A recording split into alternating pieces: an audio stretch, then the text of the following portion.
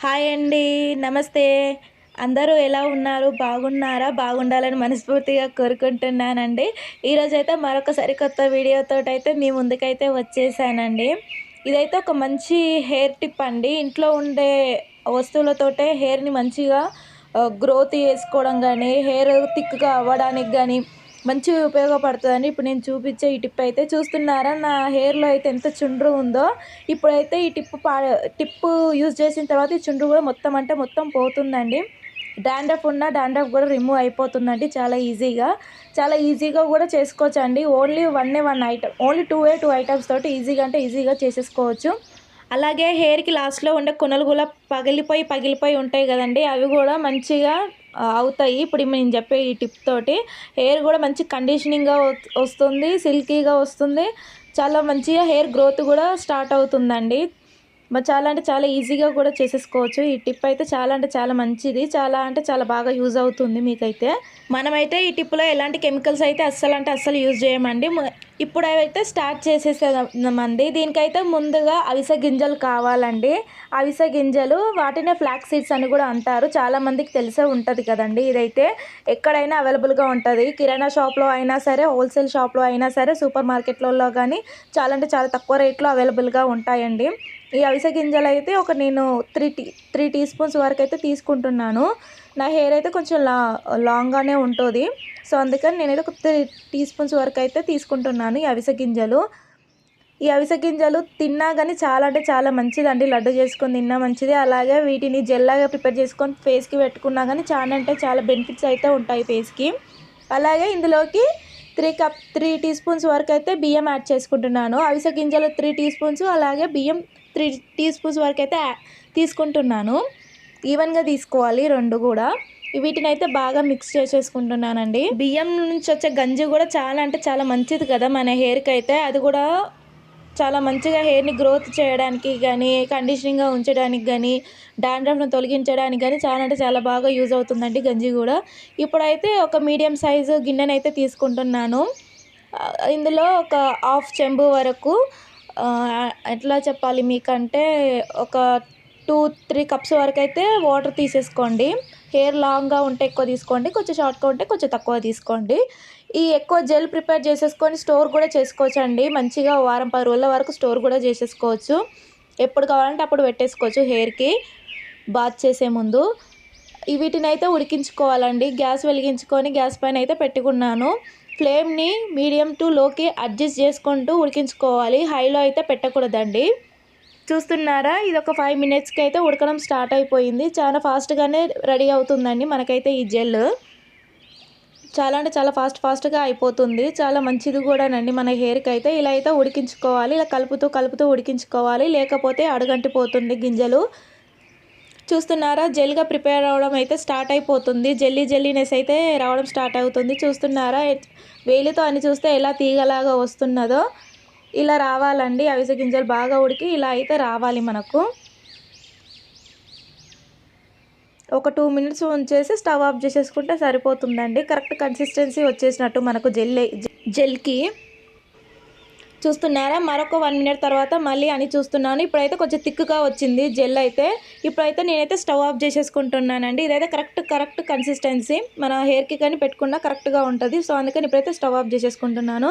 దీన్నైతే filter చేసుకోవాలండి. Filter చేసుకోవడానికి జాలి అయినా యూజ్ చేయొచ్చు. లేదంటే పల్చటి కాటన్ క్లాత్ అయినా యూజ్ చేయొచ్చండి.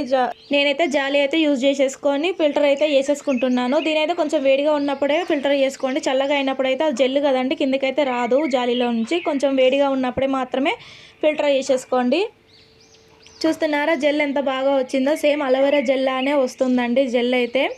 దీన్నైతే కొద్దిగా ఒక 5, 10 మినిట్స్ వరకైతే చల్లనవ్వనివ్వాలి. అలానే వేడిగా హెయిర్ పైన పెడితే హెయిర్‌లో ఇంకా డాండ్రఫ్ ఎక్కువ అయ్యే ఛాన్సెస్ ఉంటాయి కదా! సో, అందుకని మనమైతే దీన్ని కొద్దిగా కూల్ అయితే అవ్వనిద్దాము.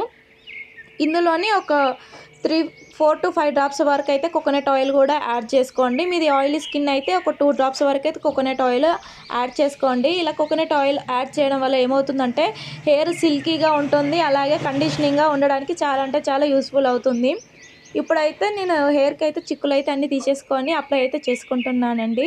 మంచిగా అప్లై చేసుకోవాలి. ఫస్ట్ అయితే ఫోర్‌హెడ్‌కి అయితే మంచిగా అప్లై చేసేసుకొని తర్వాత కొనలకు అప్లై చేయాలి. ఇంకా ఎక్స్ట్రా ఉంటే మిడిల్లో కానీ అప్లై చేసేసుకోవాలి. మంచిగా కొంచెం కొంచెం పాపల్లాగా తీసుకుంటూ ఈవెన్గా అప్లై చేసేసుకోవాలి. చేతిలోంచి జారిపోతూ ఉంటుంది. సో కొంచెం కొంచెం తీసుకొని అప్లై చేస్తూ ఉండాలండి. ఇది ఎలా ఉంటుందంటే ఎగ్ వైట్ లాగా ఉంటుంది, జారిపోతూ ఉంటుంది. చేతిలో అయితే అస్సలు ఉండదండి. సో అందుకని కొంచెం కొంచెం తీసుకొని మంచిగా అప్లై చేసుకోవాలండి.